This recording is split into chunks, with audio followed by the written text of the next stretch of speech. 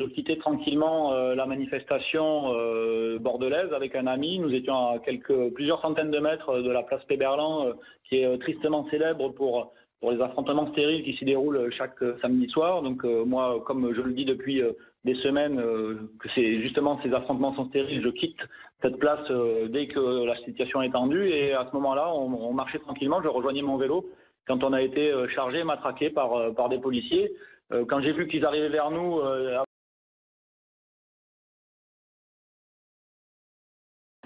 écoutez, j'ai été victime d'un matraquage par les forces de l'ordre alors que je quittais la manifestation, qui est une manifestation qui était déposée, autorisée. Je quittais cette manifestation avec un ami, on a été matraqués tous les deux, voilà, sans sommation, alors que j'avais les mains levées, je présentais ma carte de député pour signaler qui j'étais. Voilà, rien n'arrête aujourd'hui cette dérive autoritaire du pouvoir. Là, on franchit un seuil qui me semble inacceptable. Et vous êtes blessé ce soir ? Oui, effectivement, j'ai pris un coup de matraque sur l'oreille, donc voilà, j'ai une oreille bien amochée, un doigt retourné. Bon, je me plains pas, il y en a qui ont perdu des mains et des yeux, donc voilà, mais c'est quand même pas anodin. Et quand vous avez montré votre carte de député, ça n'a rien fait ? Ça n'a rien fait. Je dirais que même que le policier, une fois qu'il a eu fini sa basse besogne de matraquage, m'a dit que je serais convoqué parce que je participais à un rassemblement voilà, qui avait été dispersé. Donc en plus du matraquage, on a aussi des pressions qui sont faites pour essayer d'intimider, y compris les députés de la nation. Je trouve que là, vraiment, on est au-delà de tout ce qui est aujourd'hui compréhensible. En tout cas, ça dépasse l'entendement. On est vraiment dans une dérive absolue. Je dirais que même un simple manifestant qui soit matraqué dans ces conditions serait inacceptable, et qui plus est un élu de la nation. Bon, et qu'est-ce que vous envisagez de faire maintenant ? Écoutez, j'arrive juste à mon domicile. Là, je vais ouvrir mon ordinateur et puis déposer un signalement à l'IGPN parce que je ne souhaite pas qu'on en reste là.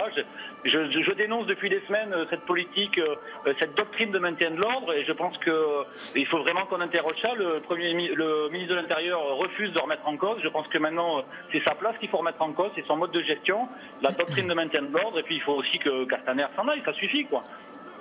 Merci beaucoup, en tout cas Loïc Prud'homme, d'être intervenu en direct sur...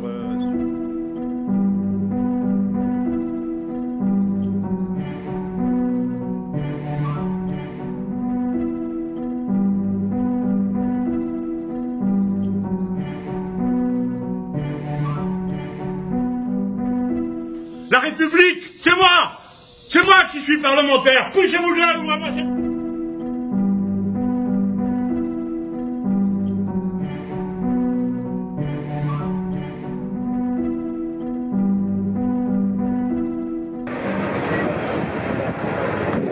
Expliquer brièvement, vous décliner votre identité puis dire comment ça se passait.